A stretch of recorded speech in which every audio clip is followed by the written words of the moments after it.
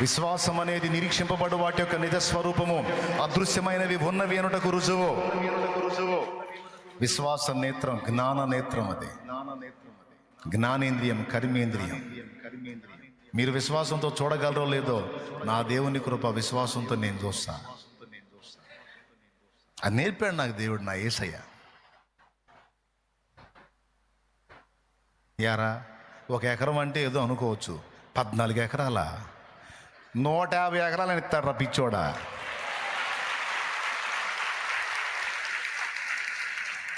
ఆయనకేం తక్కువ?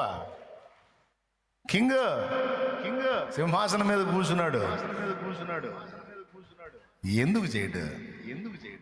నా దేవుడు రాజు. కుర్జీరా పెద్దోడబ్బాయి దా. ఏం మమ్మల్ని వదిలిపెట్టేటట్లేవే అనుకోవద్దు. దేవునికి స్తోత్రం కలుగును గాక.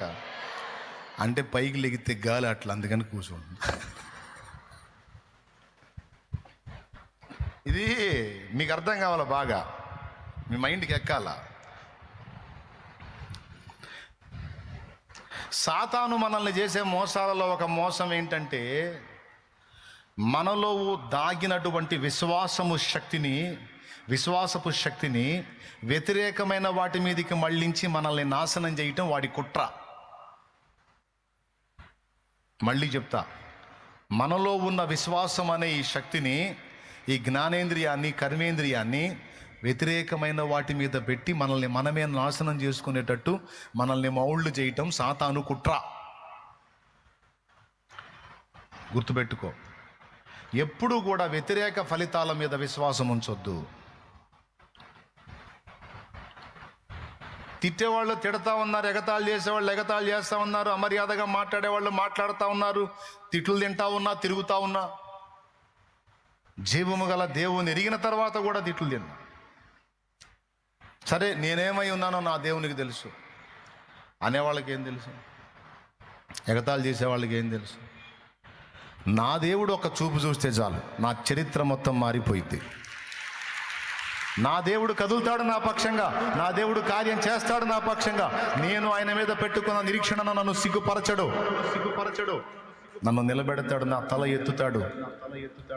ఎత్తకపోయినా పర్వాలా, నేనైతే నా ప్రభునందు విశ్వాసం ఉంచుతానని మొండిగా నా సమీపస్తులందరికీ చెప్పా. తిట్టిన ఈ నోళ్ళన్నీ నన్ను పొగిడేటట్టు చేయగలడు నా దేవుడు.